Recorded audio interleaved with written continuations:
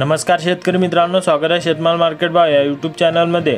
शेतकरी मित्रांनो, नाशिक जिल्ह्यातील काही निवडक बाजार समित्या वगळता अद्यापही अनेक बाजार समित्यांमध्ये लिलाव प्रक्रिया बंद आहे। त्यामुळे कोटींची उलाढाल ठप्प आहे। अशा स्थितीत शेतकऱ्यांचे नुकसान होत असल्याने लिलाव प्रक्रिया पूर्वपदावर आणण्यासाठी प्रयत्न केले जात आहेत। त्यामुळेच आजपासून पिंपळगाव बसवंत बाजार समितीत लिलाव पूर्ववत होणार आहेत। आजूबाजूच्या शेतकऱ्यांनी कांदा बाजार समितीत घेऊन यावा असे आवाहन करण्यात आले। देवीचा प्रश्न सुटत नसल्याने हा तिढा कायम आहे।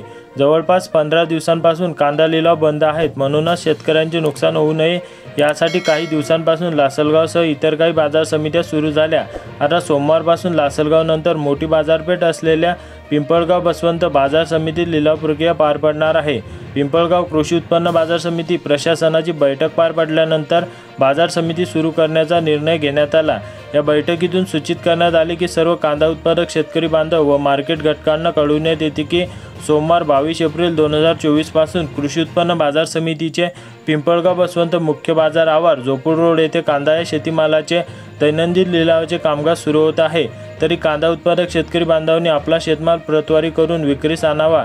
तसेच पुढील निर्णयापर्यंत शेतमाल विक्रीचे हिशोबपट्टीवर हमाली, तोलाई व वाराईची रक्कम कपात होणार नाही याची सर्व शेतकरी बांधव, आडते खरेदीदार, हमाली, मापारी व मार्केटच्या इतर घटकांनी याची नोंद घ्यावी असे सांगण्यात आले। या निर्णयामुळे एक प्रकारे या बाजार समितीवर अवलंबून असलेल्या कांदा उत्पादक शेतकऱ्यांना दिलासा मिळाला आणि यामध्ये शेतकऱ्यांचे नुकसान होत असल्याने बाजार समिती सुरू करण्याचा निर्णय घेण्यात आला। आजपासून कांदा आवक बोलावली आहे। या बाजार समितीमध्ये दररोज 10 ते 12 हजार क्विंटल आवक होत आहे।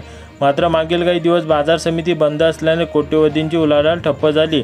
मात्र आता बाजार समिती कामकाज पुन्हा पूर्वपदावर येऊन आजपासून नेहमीप्रमाणे कांदा लिलाव सुरू होतील। तर शेतकरी मित्रांनो, असेच दररोजचे संपूर्ण शेतमाल पिकांचे बाजारभाव जाणून घेण्यासाठी आपल्या चॅनलला सबस्क्राईब करा आणि व्हिडिओला लाईक करायला विसरू नका।